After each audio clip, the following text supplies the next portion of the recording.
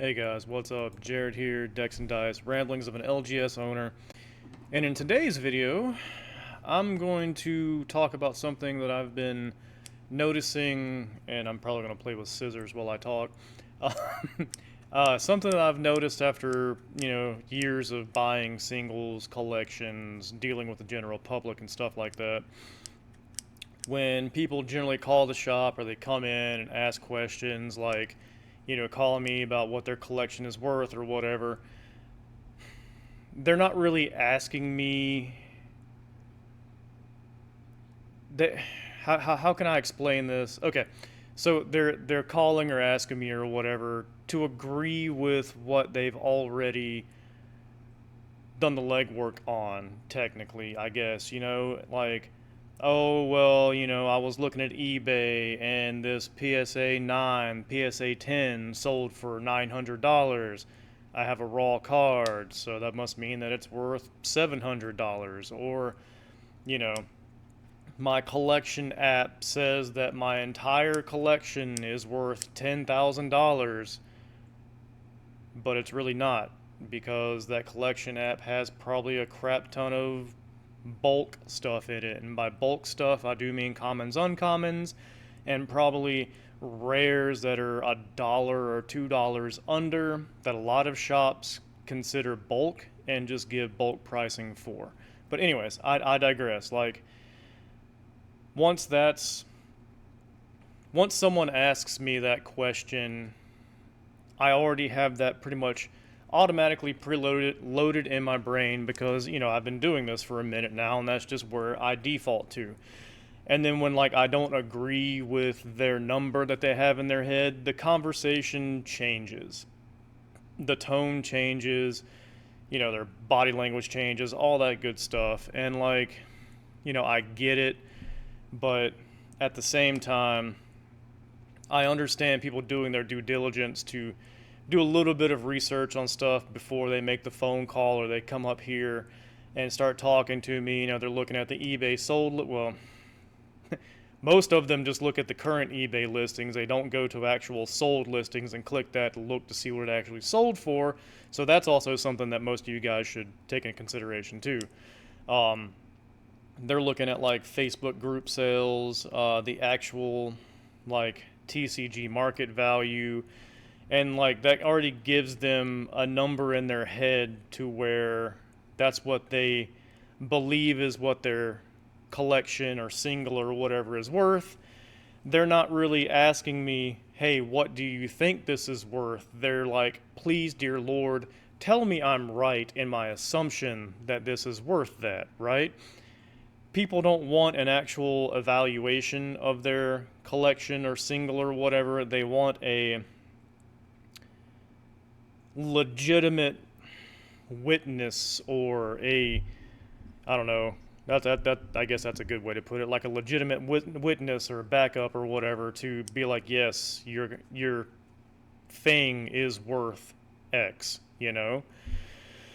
And sometimes that's good and bad, but I'll go. Okay, I'll continue pressing on. Because there's always what you're going to see for, like, market price versus, like, a cash price and, like, a store credit price. All right, like, market value of something is just what it says. It's what the market says that it's worth. Okay, retail value of something is close to market value, can be market value, sometimes can be above, sometimes can be below. It just kind of really depends. But the retail value oftentimes is really, really closely tied to the market value. So, like, they're kind of the same. Like a buy list value for stuff with your cards, for a shop at least, is going to be different than what you would buy something else that's just not on your list, or it's not in high demand, et cetera, et cetera. So there's going to be, like, fluctuations in prices there. And cash value is definitely going to be way different when you're talking to a shop, like a brick and mortar shop, versus a backpack seller or a vendor or flipper or something. Like, to you, your $800 card is an $800 card, right? to me and other brick and mortar shops, 9 times out of 10, that $800 card is something that I have to sit on. I have to like list. I have to insure it because you pay insurance on the shop and all that good stuff, and part of your inventory is with your insurance. So like technically, I have to pay for it to insure it. But then I got to pay to ship it. And I got to find a buyer for it. All that good stuff if it doesn't sell in store. Like the card might market value be worth $800, but it's only worth $800 to the person who wants to buy it at $800. All right. Most people are not going to buy your card at market value. Even basement dwelling flippers, and I'm affectionate phrase there, guy. I'm not poking fun. They're not going to pay you $800 for that $800 card. They might pay you 85, 90% of it just because they know they can flip it within like 20 minutes or something to gain their $80 of profit or whatever it might be.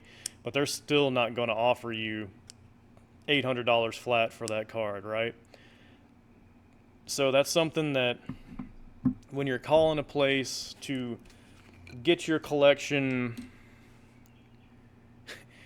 when you're wanting the number you have in your head for your collection to be verified by someone who does this professionally like me, you got to kind of keep that in mind whenever you call with that $20,000, whatever it might be, $20,000 number in your head. You have to understand that you're going to hear something less than 20,000 as far as anyone who wants to purchase said collection or card or whatever. So you need to mentally prepare yourselves for that, okay? That's just a reality of it. And then there's a whole other can of worms on top of just buying like raw collections and singles. And that's the whole slab problem that we all have, or has been an issue. We'll put it that. I'm not going to go into the whole PSA stopping the normie grading and only if you're willing to spend $200 a card or whatever will they grade your crap. I'm not going to go into that. We've all heard about that. My TLDR on that one is, what the fuck did you expect to happen? Everyone and their brother was flooding them with stuff. Here we are, case closed, right? So the thing about slabs, when someone calls me or comes up here with slabs or whatever, that is an automatic yellow flag for me, all right? That means that you probably don't know much about slabs. You might have just bought this off of someone randomly.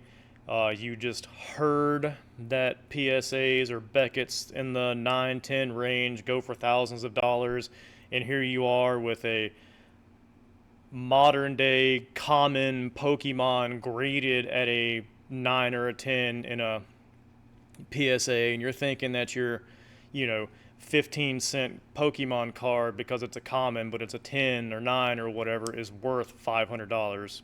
It's not. So usually when people come into the shop with slabs, one of the first things that I will generally ask them is, do you know anything about slabs? Like, are you just do you know anything about slabs? And if they don't, then I just kind of go into a small little spiel about, mentioning what I mentioned just before about the, grading your common Pokemon card from a modern day era kind of thing, and that the buyer pool for slabs is way more smaller than it would be just for raw.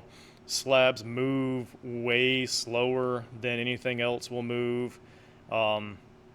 Most stores, unless it's a decent slab with a decent, if it's Pokemon with a decent Pokemon character in there, or a highly sought after card, something that makes the card inside worth slabbing to be slabbed, most stores don't want to mess with them, because most of the time, if it's just a random slab, it sits there and does nothing, collects dust, and ends up being dead inventory and a liquidity issue, crap like that, right? The slab itself doesn't create demand for the card, okay? It just essentially certifies the condition of the card, and that's really about it. Now, yeah, sure, you get a 10 or whatever, you get like a 10 Black Lotus or something, yes, you can get a premium for that. Not, I'm not speaking about specific highly sought after rarity cards or whatever that are high graded. I'm just talking in general. Most slabs just verify that, hey, this card is not crap, or hey, this card has seen some love, so it's a 5 or a 6, et cetera, et cetera. It doesn't necessarily mean that it just is an automatic, highly sought after collector's piece because it's in a slab, right? Because everyone and their brother goes on eBay and is like, my card here raw sold at $9,000 on eBay for a PSA 10 or a PSA 9. So this one here looks really good to me, so it's got to be at least a PSA 9 or a PSA 8. And I need to try to make sure I get the value of that, because if they send it in, it could be worth way more than what if I would have just sold it in. It's like, well, okay, cool, but like, your raw card, unless you yourself pulled it directly from a booster pack and shot it directly into a top loader in a sleeve and didn't finger it and all that good stuff, probably isn't going to be what you think it is, just because of the surface wear that sometimes is completely out of your control because of the way it wang jangles inside the pack or is packed at the printing facility. Centering could be terrible. That's out of your control. That just means that the printer was having a bad day. Edges, edges could be the same thing.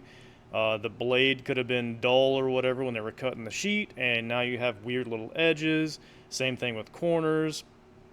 That can happen during the cutting process. That can happen inside the pack itself. So everyone thinks that their raw card is a PSA 9 or a PSA 10 until they probably send it in and PSA says it's a 7 or an 8, right? Like, let's just go ahead and assume that that's going to be the thing, an 8, probably best case scenario. And I think that the whole slab fever or whatever has people worked up for false reasons, just because they think that, again, their slabbed common Pokemon card from modern day era, while it's 25 cents on TCG Player Marketplace, it's in a slab and it's a 9, and that automatically makes it at least a 500, well, $200, $300, $400, $500 card. It doesn't. Please, dear God, stop thinking that. As much as everyone would like, but like let's be realistic here, though. There are unicorn scenarios and everything where, yes, the collection is going to be worth a good chunk. There are unicorn collections. They exist. Like, before you guys get overly defensive on this and jump down my throat in the comments, I'm not saying that if you bring in a binder or whatever with a bunch of like Power 9, dual lands, high-end vintage, stuff like that, like truly exceptional collections that are just holy grail pieces and just highly sought after collector pieces and stuff, like, yes, you are 100%. If it says $20,000, most likely you're going to get probably $19,000 for it, $18,000 for it, whatever. You're going to get super close to that 20K mark. Like, I'm not talking about you and your collection with this video. It is strictly just a general blanket statement that probably applies to 85%, 90% of everyone out there trying to offload a collection, flip singles, etc., okay? Yes, your unicorn stuff exists. I see you. I acknowledge you. I understand. I'm not talking about you. Okay? So let's just go ahead and clear the air on that one. So, with that being said, like, if you're already still typing a comment about like well, I know my collection is worth this, and my Uncle Timmy has a collection that is worth this, and all that good stuff, like, you're probably proving my point there, Timmy, is that you think it's worth that and everything. Because the whole point of this video is that that people often decide what something in this industry, okay? And most real life scenarios, come to think about it, some people have already made the decision in their head of what it is worth before they ask someone else's opinion, right? And once they figure out that opinion, everything changes. That person must be wrong. That person's just trying to rip me off. They don't know what I have, actually. And it's cool because I understand that this is kind of where the tone changes and everything inside that person's head flips a switch, right? Because the people that you hit with, your stuff's not worth as much as you think it is, they're not necessarily upset because like you're taking money away from them, because you haven't given them anything to take away, right? It's purely in the ether now, speculative and all that good stuff. They're upset because, one, the number in their head that they have that it's worth, that number has been challenged, all right? A lot of people don't like that. And then the main thing that I think really changes the tone and hurts people's feelings about all this is that, like I said, I'm not, someone else isn't taking money away from you. We're taking that fantasy away from you in your head of you walking away with thousands of dollars for a piece of cardboard, right? That's what I think a lot of people end up really getting butthurt about, is us taking away that fantasy. And rightfully so. I get it. It sucks, but like, we all got to live in the real world, correct? So, with that being said, we all also know that just in general, people overvalue what they have because it's yours. It's something special to you. You know X, Y, and Z about it. And almost everyone you talk to, be it in like a TCG, sports, cars, anything like that, everyone will agree that they 100% will overvalue their collections. And the odd part is that nobody really thinks they're the person that is overvaluing their collection because it's theirs, right? Most people get attached to said items, and therefore it just intrinsically accrues a higher value to you because it's yours, right? So like, I get it, but I'll just drop a lid. I've never really experienced the whole someone calling me or coming up to the shop and being like, "Hey man, this thing is worth $9,000. Tell me I'm wrong." And it's like, I've never really had it phrased quite like that or whatever, but like, a lot of times you're like, "Hey man, I see this is worth $800. It's worth $800, right?" And no, it's not. Like, if you're asking for an appraisal on something because you're looking to sell it or whatever, or trade or anything, be prepared to hear the answer you don't like, because ultimately the value of something isn't determined by what you hope it is worth. What you saw somewhere is determined by what someone is actually willing to pay for it. And a lot of times those two things do not align at all, right? So, in conclusion, just be wary, understand that if you're trying to sell your collection to a shop or even a backpack vendor or whatever, that number in your head that number you saw on eBay, that market value that you saw on TCG is not the number that you're going to get when you go to sell it, okay? And I know most of you probably know that already. Most of you are in Facebook groups or whatnot that will already sell 10, 15, 20% below what you see on TCG market, right? Most of you will know that. But there's a crap ton of new people in this space that have no idea how the game actually works. And I believe that once they figure out the harsh reality of everything, it's a complete and total blow to their ego and what they thought this whole entire collectible get rich Timmy thing is, right? But anyways, let me guys know if you have any kind of experiences with this, or like you think I'm dead wrong or whatever, because again, I'm looking at this from a brick and mortar aspect, you know, like I simply cannot buy stuff for the percentages that a backpack vendor can, because, and I'll get into this in a later video too, but like, because backpack vendors really just have the backpack, the case or whatever, and a PayPal account, and that's it, right? That is pretty much their overhead. Like, I have the business, like everything that entails the business, the rent, the utilities, the marketing, all sorts of other crap that I have to pay for. Plus, if I can't move whatever I buy from you in my shop, I have to list it online. And I automatically will lose, rounding everything up, 15% right off the top to any platform fee. Well, except for Manipool with singles, that's 8%. But, you know, anyways, automatically going to lose 15%.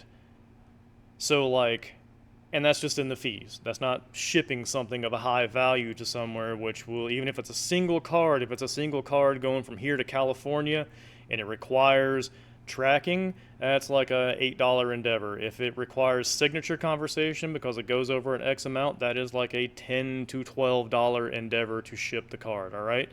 So even if I'm taking in stuff at, we'll say, 60, 70% cash, in my head, I'm having to kind of act like I'm taking it in at 75, 85% just because of what I'm going to lose, all right? And like I said, I'll cover this in a different video, but that's how a lot of shops that aren't cash flush or whatever, or just can't blow stuff out their asses, that's what a lot of shops kind of operate on or should look at, you know? Because unless you're buying that high-end card for 80% or 90% and you're cool with making 10%, and you're able to do that like 400 times throughout the month, that's, you know, cool, volume game, got you. But most places aren't, so you're only doing that once a week, maybe twice a month, whatever. You're low single digit numbers most likely. So like, it doesn't make anyways, I'll stop because like I said, it's going to be a different video. But anyways, like I said, let me know in the comments what you guys think. And yeah, I'll see you in the next video. Remember, like I like to say, life is not a dick. You don't have to take it so hard. You're a trash can, not a trash can't. And the best thing you can do in life is just be like Nike and just do it. See what happens. I mean, oh no, you might fail. Lesson learned. Keep on trucking. Y'all have a good one.